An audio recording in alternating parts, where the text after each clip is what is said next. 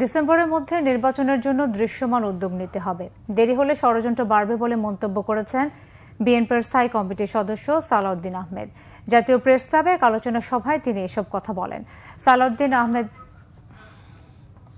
মিরাজ হোসেন গাজীর রিপোর্ট। মানবাধিকার ইস্যুতে জাতীয় প্রেস ক্লাবে এক আলোচনা সভায় বিএনপি নেতারা বলেন, শেখ হাসিনার আমলে মানুষের ভোটের অধিকার কেড়ে নেয়াই মানবাধিকার লঙ্ঘনের বড় উদাহরণ। বিএনপি নেতারা বলেন, মানুষের ভোটের অধিকার ফিরিয়ে দিতে শুধু রাজনৈতিক দলগুলোই নয়, বর্তমান সরকারকে আরও বেশি আন্তরিক হতে হবে। এজন্য দ্রুত জাতীয় সংসদ নির্বাচনের রোডম্যাপ ঘোষণার দাবি জানান বক্তারা।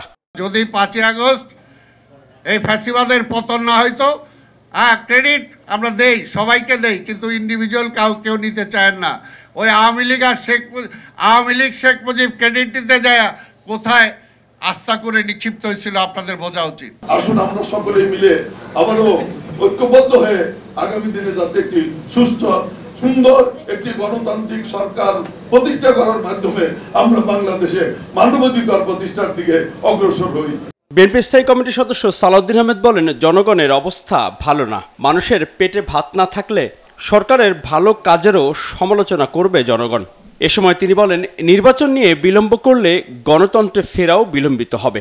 যদিও ইনি তাদের পক্ষ থেকে আশ্বস্ত হয়েছি যে তারা ডিসেম্বরের মধ্যে জাতীয় সংসদ নির্বাচনের জন্য তাদের সমস্ত কর্মকাণ্ড সাজাচ্ছেন, কিন্তু সেই কর্মকাণ্ডগুলো প্রকাশিত নয়। সেই কর্মকাণ্ডগুলো জনসমক্ষে প্রকাশিত এবং দৃশ্যমান হতে হবে যে আমরা আসলেই সেদিকে যাচ্ছি কি না।